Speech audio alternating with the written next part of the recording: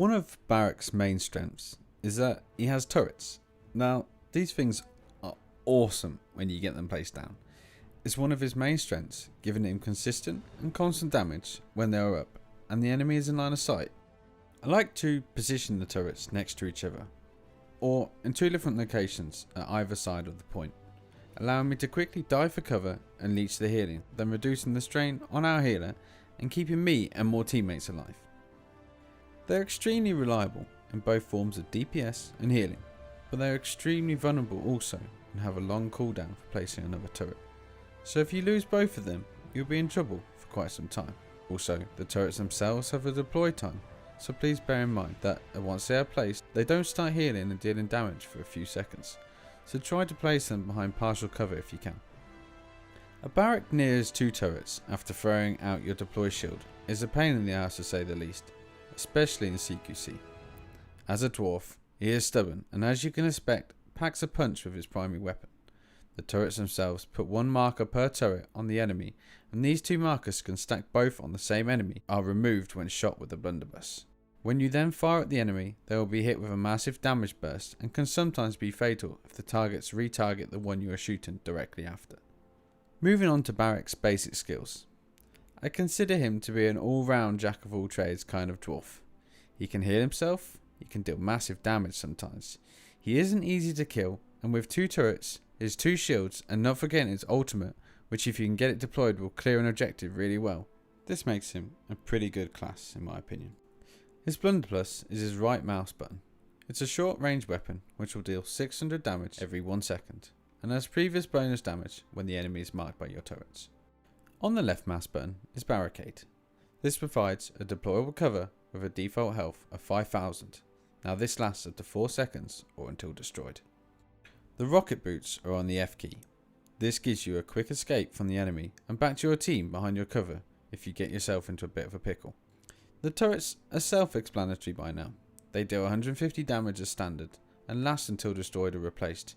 They mark the enemy players for 3 seconds and can be marked by both turrets. And finally, my favourite, the ultimate, Dome Shield.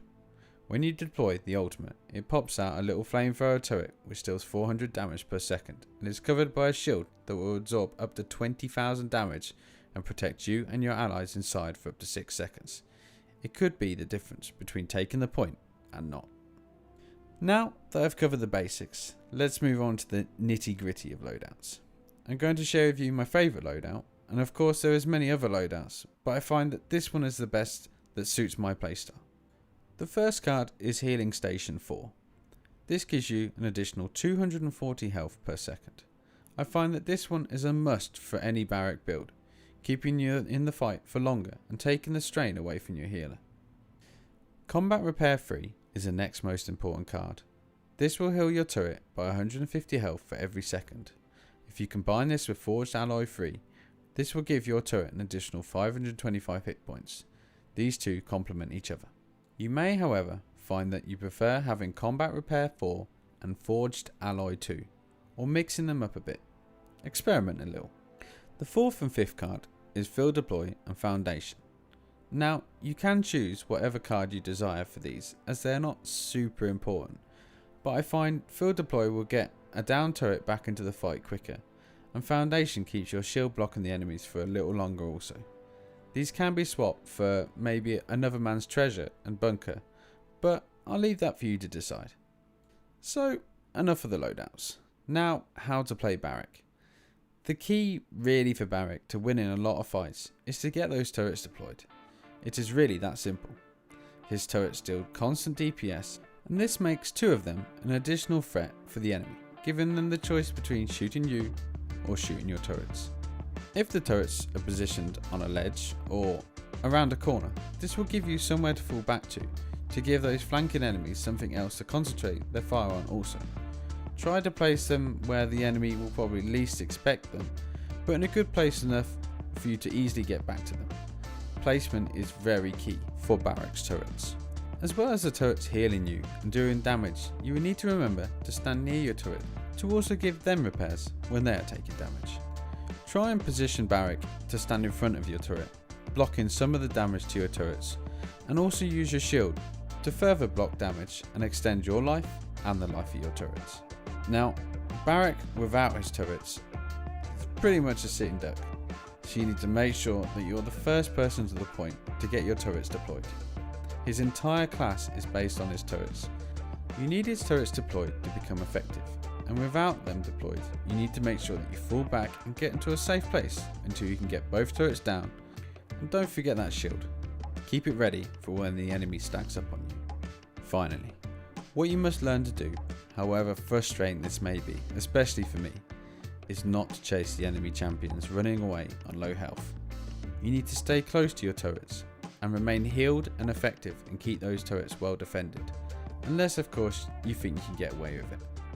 You have to try and play the patience game, and it can be frustrating, but in the long run, it should pay off. I'm going to leave you with some recent gameplay of me playing Barik. You may find it helpful and pick up a few tricks from it. Either way, I hope you enjoy it. Thanks for watching, and see you next time. Here's the wind up. Come on. Nice. Come Got on! the wind up. Oh no, We got it, free we got it. fucking... Are you being serious? No! Oh man, no. Oh! Down. Nico, you can do this on your own. You got this, Nico. No, they got my turrets.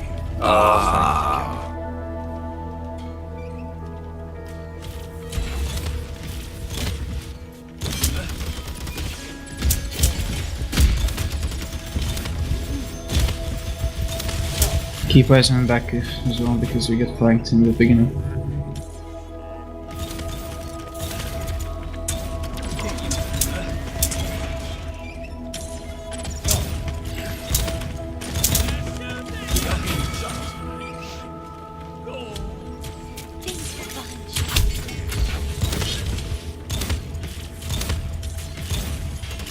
Guy Where? on the left, just coming round. No, this, yeah. Two guys flanking. They're on the right side. They're trying Victor to in creep up sky. on me.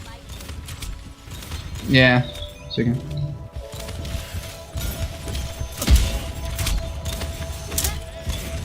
Oh, Nice. look out. Damn, that was lucky shot from her.